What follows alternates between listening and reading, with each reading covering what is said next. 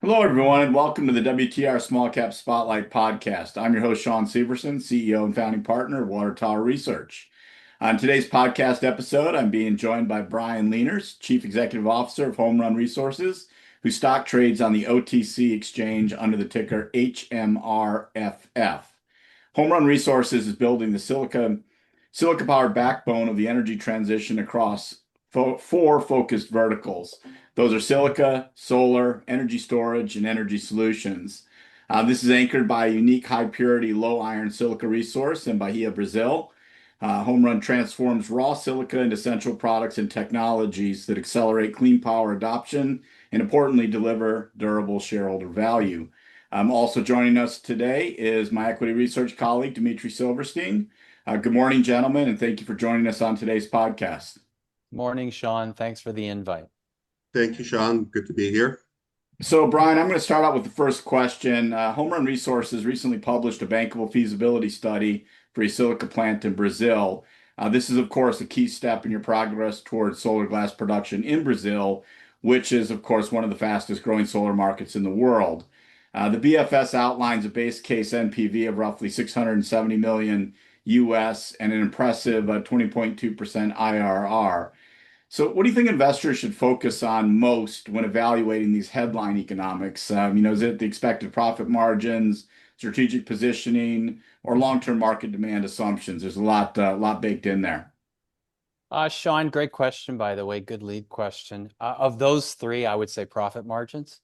The most important thing long term is what is the current value of the cash flow of a publicly listed company, the forward cash flow. So from that perspective, all of those other numbers in the BFS are really CapEx related. The number that really stands out from my perspective is that 50% margin. So if you look out to 2030, which is only 4 years from now, and you take our current market cap, which is approximately US $50 million, and you apply that margin, which turns into 150 million on an annualized basis.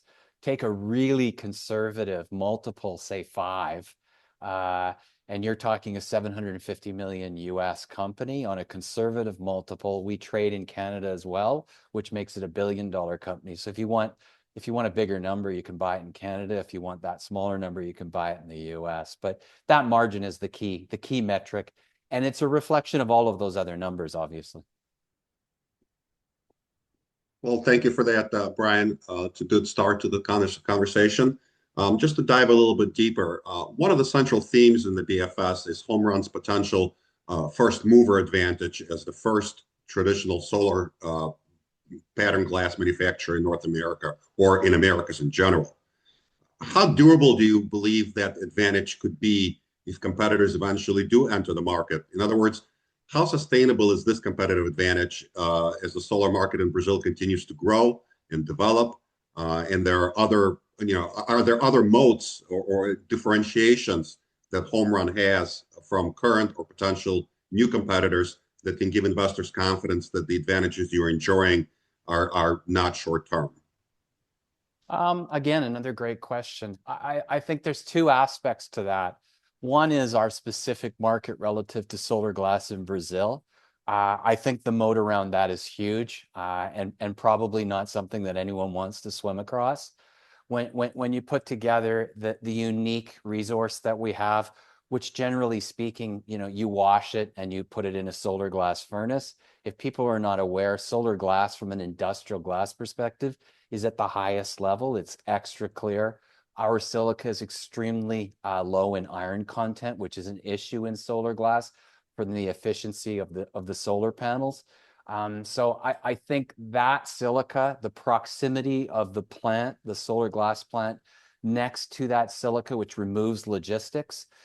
Solar is sold FOB plant because that's how insurance and everything kicks in. So the buyer pays the logistics for moving the product from the plant to their manufacturing facility.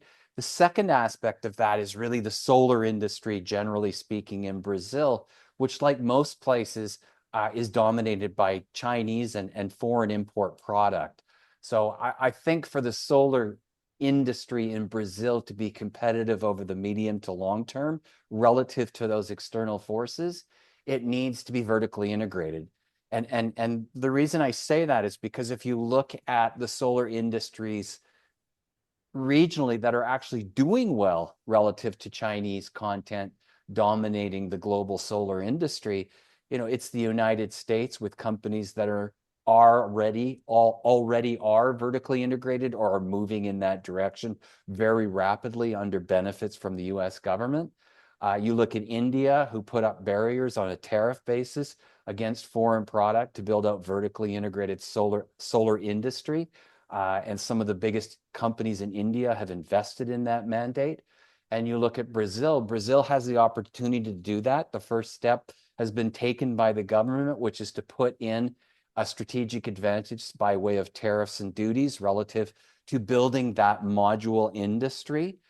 That's the end product, is making modules. We supply the glass. So I think a vertically integrated industry within Brazil can take advantage of what is one of the best solar markets per se on the planet, and one of the best solar resources per se on the planet. When you map out solar resources, Brazil has one of the top 5 or 6 in the world, and now it's performing at a top 5 or 6 installation per annum basis relative to solar as well. So the market's there. It's just whether or not the government will support the industry to the point where it can get to the gigawatt level and multi-gigawatt level of production. And then it's difficult to compete with a domestic player when they're at those levels. Understood. And that's actually a good segue into my next question. The bankability study points to a strong projected demand in Brazil, which you just mentioned, and references letters of intent that your company has executed, which exceed the plant's initial production capacity, it looks like. How should investors think about the difference between sort of indicative demand today, as these letters of intent suggest, and fully secured long-term offtake agreements that you would probably need to get the banking and the financing arranged? Yeah, again, it is a segue off the first question. So just replay that as the preamble to my answer here, which is, for Brazil to have a competitive industry, in other words, for us to supply that competitive industry fully, we need growth in the Brazilian market. Currently, the Brazilian market is around 1 gigawatt. In our discussions with the top module makers in Brazil, and believe me, we've had multiple deep discussions relative to that. Obviously, some have turned into LOIs, non-binding, but we'll work on that over time. It is that every one of those module makers is now forecasting growth in production. And so if you talk to those module makers 3 years ago, they were all forecasting, how do we survive the stoppage in our production capacity? How do we survive the competitive forces of product coming into Brazil with no tariffs, no duties, in order to supply roughly a 15 to 20 gigawatt per annum market? And so that 1 gigawatt of domestic production, let's approximately 1 gigawatt, if that grows to 5 over the next 3 or 4 years, which is what we've been told by the current players they intend on doing, some of them individually, some of them collectively, if it grows like that, then we're probably looking at a domestic market that exceeds 5 gigawatts by the time our solar glass hits the market, and we would be domestic sales only. So I think that's rolling out. The government's supporting that currently with a tariff, 25% tariff, that may go to 35 in order to further invigorate the speed of that move. But when you're talking to the Senguis and the BYDs in Brazil, who are the 2 biggest players, both of those folks are forecasting growth in their production capacity, and that's a good sign. So they see profit margins now relative to Chinese solar dumping having been constrained and reconciling their production capacity in China. Prices are rising. So I think it's a good market for module makers to grow in. We see that in the protected markets. We see that in the United States, where solar module capacity is growing rapidly. And we see that in India, another protected market, where solar module capacity is growing rapidly as well. Brazil is not even close to 10% of its domestic market in domestic capacity. So there's definitely room to grow in Brazil. Understood. Great. Thank you. Getting back into project economics here, it appears to be highly dependent on maintaining the competitive operating costs that you've outlined in the BFS and achieving a successful production ramp up of the plant by 2028. What do you see as the biggest execution risks between now and the plant startup that's right now planned for 2028? There's a variety of different execution risks. What gives me comfort relative to those risks is the speed at which we have gotten to where we are today. 3 years ago, we had an idea, no asset, no resources, no capital. And today we're announcing and have just released a very positive bankable feasibility study. From that perspective, I think that is the key that people need to look at is that Homerun and the team that are managing Homerun, they execute. I think we may have set a world record for the speed on the bankable feasibility study, which was announced in November and delivered, in today, but really we had access to it over a month ago. We were just, tweaking it back and forth with the contractors. And so from that perspective, that didn't just start in November. That was the culmination of an incredible amount of parallel process across the entirety of our team into the market, into the inputs, into the electricity supply, the gas supply, the logistics of what we needed to do, how we get those inputs from port to the facility. So not to get too deep into that, but these are incredibly complex machinations. And so when we look at the key deliverables over the next, let's call it 9 to 12 months, those actually look more timid relative to what we've accomplished already. It's like a pyramid. We're sort of mid-pyramid right now, but we've got less things to do, obviously more focus. But the key steps are to get detailed engineering so that we can go RFP on equipment supply, to get bankable feasibility study transitioned into finance. We've already parallel path that. We've got multiple parties that have indicated or stepped up relative to their interest in the financing.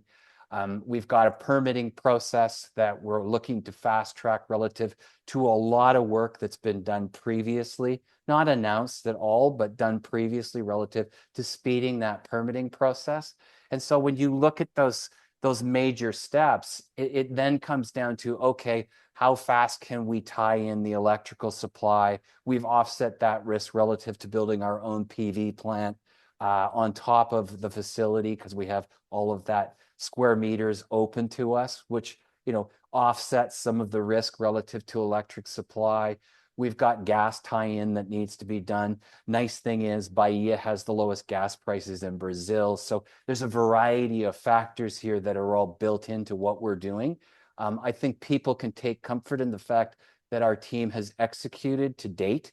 We don't always deliver on time perfectly, but that's usually related to a fall in the timeline relative to a third party that we're reliant on because it's their competency. So I think we will execute, if there's give and take in all of these things relative to where you want to be. But again, I go back to that margin discussion and go, okay, how long do you wait sitting on an investment, which if you look at the IRR of a $50 million market cap going to a $750 million market cap over 4 years is north of 90% rate of return per year.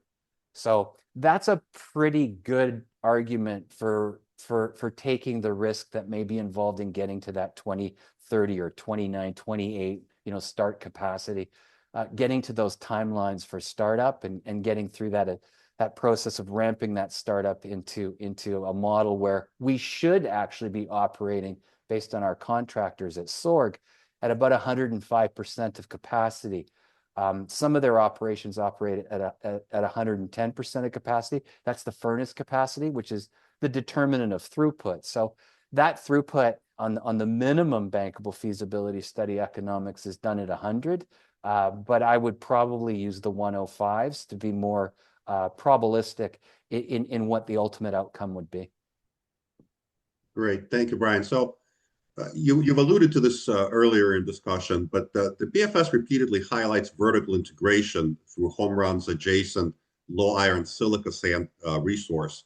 Strategically, how important is controlling the raw material supply compared to, with simply being a local manufacturer of glass? It's the essence of the business. And that's why we spent 3 years really, really working hard to become the dominant player, the control party in that district. You know, we took a lot of negativity from the investor base for continuing to add resources to something that we already had a big resource. But the key here is it's about eliminating competition.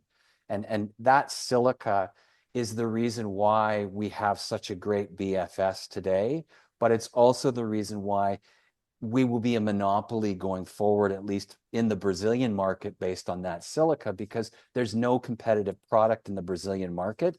I mean, from what we've determined, there's no competitive product in the world relative to that silica. So we should be creating not only the best silica in Brazil, but solar glass in Brazil from that silica, but we should be creating the best solar glass in the world from that silica. So yeah, it's extremely important. When you're given a gift, you make sure that you respect that gift and you try to get the entirety of that gift, because ultimately our business, the core competency, the core advantage in our business is that silica.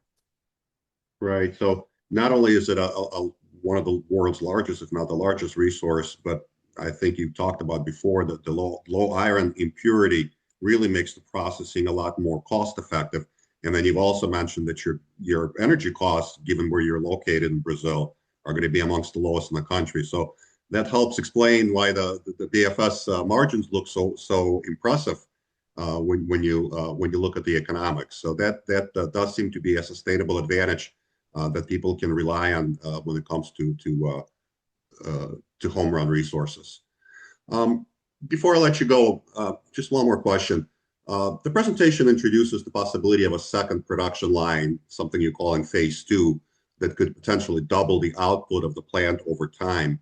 At this stage, is management already thinking beyond phase 1, or is the near-term priority strictly providing, proving out the facility and building the facility and operating it successfully commercially? Or are you starting already to think and lay plans for what's going to happen beyond that? Yeah, we're already thinking about phase 2. And the reason why is, we've talked already through this interview relative to what the advantage is from that silica. But again, we have the best solar ready silica in the world that produces and will produce the best solar glass in the world. So if you look at the solar glass industry, just selectively within the context of solar as a general industry, that industry is going to grow 5 times from 2025 until 2036, from a $20 billion annualized industry in 2025 to 100+ billion in 2036. That in itself represents a CAGR that's really, really high from an industrial perspective. Our view also is that solar glass has been neglected. And as you know, Dmitry, my background is materials and tech. So when I look at solar glass, I don't see this passive product that insulates solar relative to the weather and provides, the transparency that's required to get the sun to the silicon or the perovskite.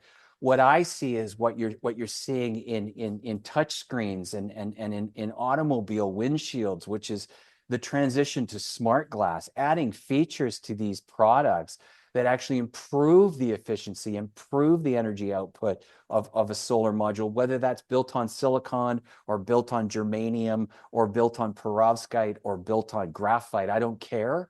That solar glass sitting there, if you can create smarts into that solar glass, and we're already looking at ways of doing that, then that product becomes much more important and much more valuable, and you get paid more for it. The key is that to do that, to make that glass smart, is you have to start with silica like ours. And nobody has silica like ours. So that positions us to be the Corning of solar glass. Corning designed a product called Gorilla Glass. They dominate the touchscreen industry. They're on every iPhone on the planet.